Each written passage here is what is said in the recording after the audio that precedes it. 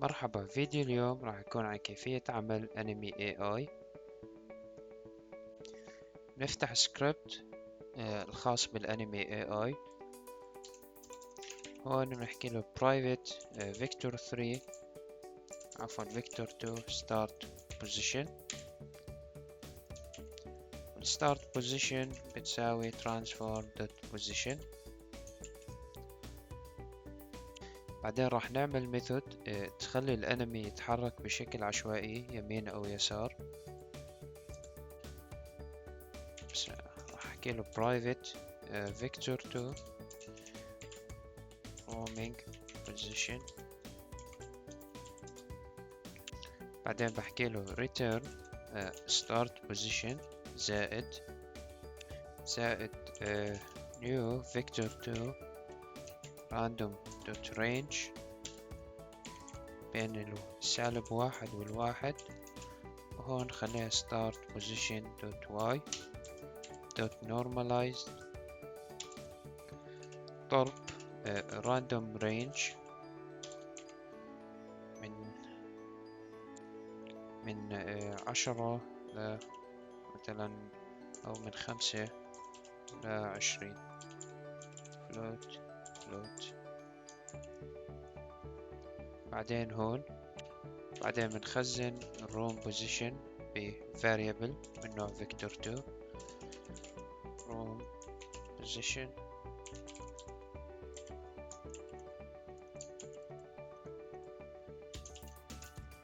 راح اسميها هاي get roaming position عشان ما نتخربط بالتسمية.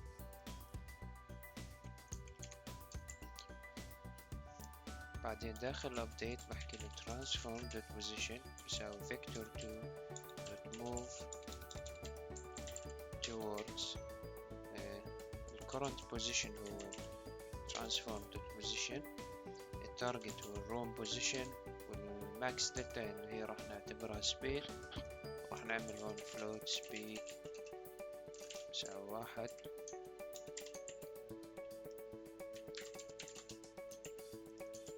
بعدين نحكي له speed ضرب time دوت delta time.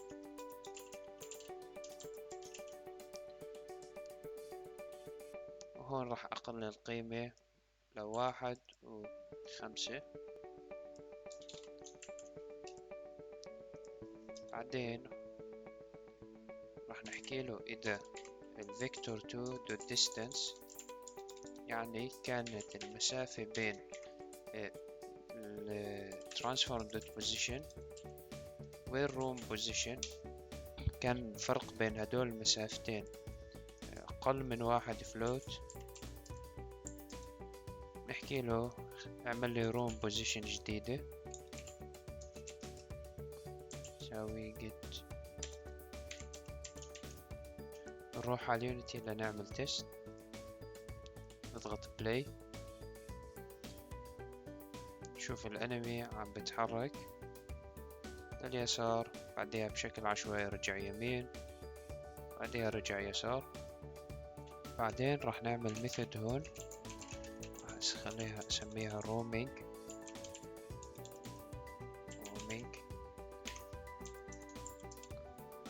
وهاي الميثود راح تاخذ اللوجيك، هذا اللوجيك. وهون ميثود تانية نسميها enemy move to، تاخذ vector 2 move position مثلا. هون باخذ هذا اللوجيك، هون بحكي له بدل room position اللي هو البوزيشن اللي هون. بعدين هون راح نعمل private boolean variable boolean is roaming بيساوي true. نحكي له إذا is roaming نفذ لي roaming function، else chasing. خلينا نعطيه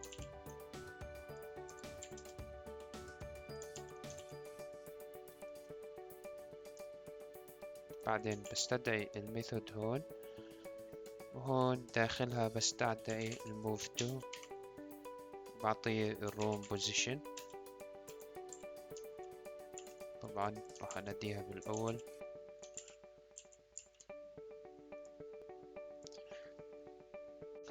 بعدين راح نعمل هون ريفرنس للبلاير طريق public game object player، وهون راح نعرف ميثود find target. داخلها راح نشيك إذا اللاعب كان ضمن رينج معين. بحكي له vector.distance راح يكون بين البلاير transform.position والبوزيشن الخاص بالانمي إذا كان أقل من التارجت بوزيشن. هون راح نحكي له roaming is roaming equal to false، وراح نعرف الفاريبل target position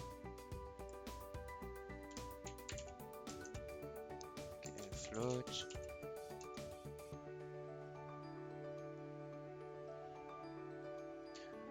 راح نحكي له ضمن to float، راح اسميه target range مش position.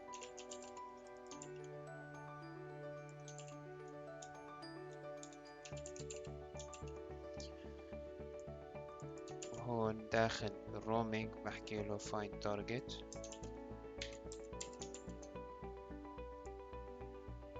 وهون بحكي له enemy move to player transform position. نعمل سيف ونروح نعمل بلاي. بعدين بختار الانمي، نعمل ريفرنس للاعب، نضغط بلاي.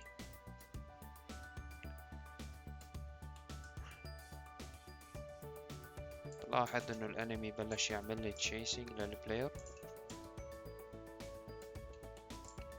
لو اروح على اليمين الانمي راح يضل عامل لي تشيس.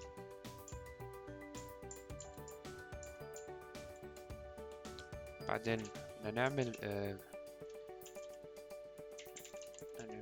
variable ياخذ الانيميتر component. هون داخل start بحكي له get component animator. بعدين اثناء حركة اللاعب أو عفوا الانمي راح نعمل له، راح نشغل الانيميشن الخاص بالجري ونحكي run animation.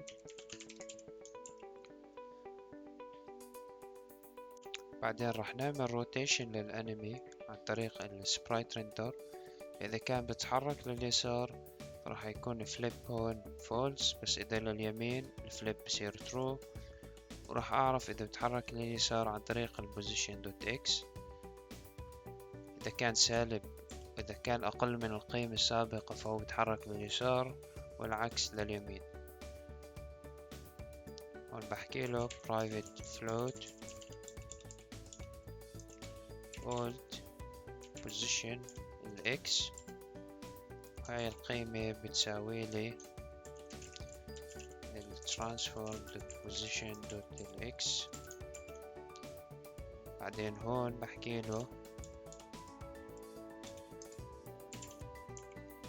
إذا old position x أقل من transform position x بحكي له flip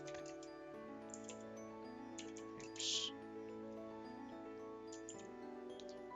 هون بحكي له else نفس الشكل بس العكس. هون flip x equal true، هون false. بعدين بس تخلص بحكي له ال old position للx بيساوي transformed position x. وهون راح اعرف له ال sprite render private sprite render. نعمل له get الcomponent sprite render.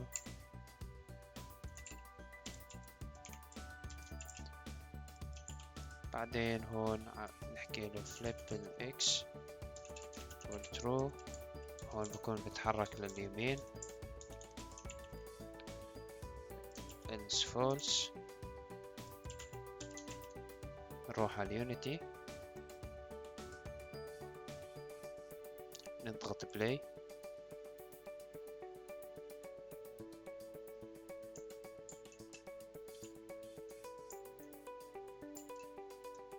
هيك بكون الروتيشن شغال تمام. بعدين راح نخلي الانمي يعمل اتاك، نروح على السكريبت.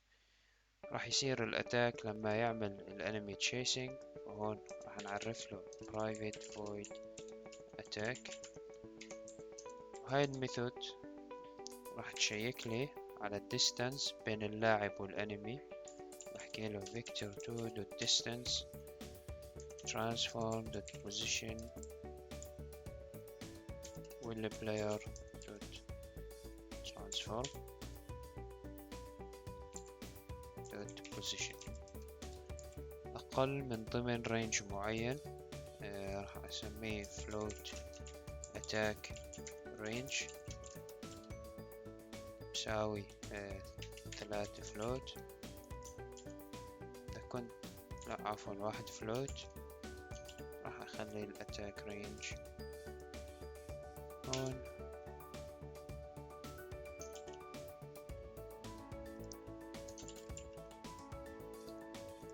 وهون راح نشغل الانيميشن، وراح نخلي البلاير ياخذ دمج.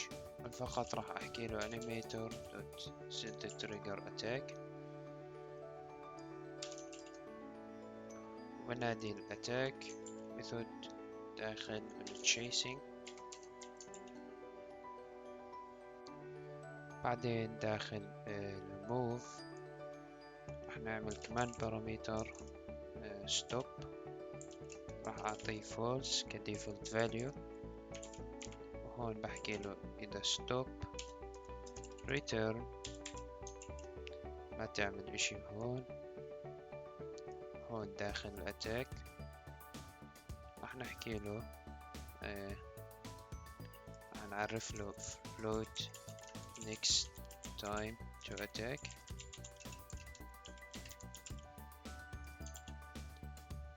هون بحكي له إذا time أكبر من next time to attack.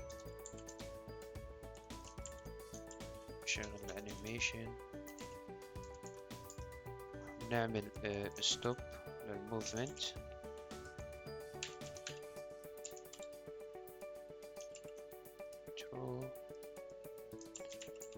غير ذلك راح نحكي له يمشي.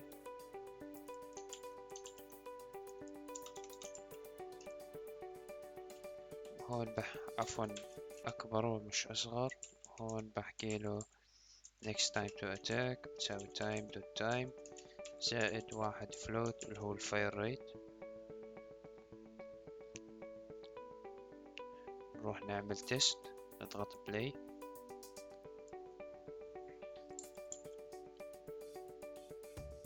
لاحظ انه الانمي بلش يعمل لي اتاك. بعدها راح نبطئ عدد ضربات اللاعب، بروح على الكود. هون فقط راح ارفع العدد اللي بجمعه على التايم. بعدين راح احرك الانمي move to برا. وهون بحكي له، هون بلاحظ انه الانمي بضرب ضربات بسرعة، فلأحلها فقط انا برفع هون الفاير ريت. بروح على اليونيتي نضغط بلاي.